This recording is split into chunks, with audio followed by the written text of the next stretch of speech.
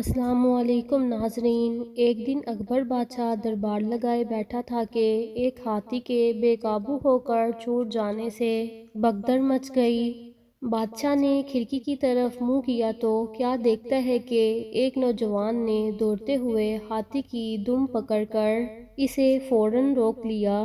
بادشاہ نے وزیر کو اس کی شہزوری کا تماشا دکھا کر پوچھا، کچھ سوچو تو صحیح، اس میں اتنا زور کہاں سے آ گیا؟ وزیر نے عرض کیا، جہاں پناہ یہ صرف بے فکری کا زور ہے۔ بادشاہ کو وزیر کی اس بات پر تعجب ہوا کہ بے فکری سے اتنی قوت کہاں سے آ گئی۔ وزیر نے فوراً نوجوان کو دربار میں بلوا کر کہا، جہاں پناہ تمہاری شہزوری دیکھ کر بہت خوش ہوئے۔ آج سے 1 روپیہ روزانہ تمہیں تنخواہ ملا کرے گی، اور کام صرف یہ ہے کہ تم شہر کے باہر فلاں خانقاہ پر ٹھیک شام کے وقت چراغ جلا آیا کرو، لیکن یاد رہے کہ اگر ایک دن بھی وقت سے آگے پیچھے پہنچو گے تو پھانسی دے دی جائے گی۔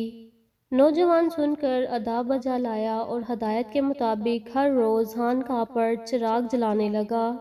مگر تھوڑے دنوں کے بعد جب ایک بیل چھوٹ گیا اور نوجوان نے اس کی بھی دم پکڑنی چاہی تو بیل کو ٹھہرانے کی جگہ خود ہی دور تک گھسیٹتا ہوا چلا گیا، اور جب وہ دم چھڑا کر بھاگا تو یہ ایک دم سے زمین پر آ گرا۔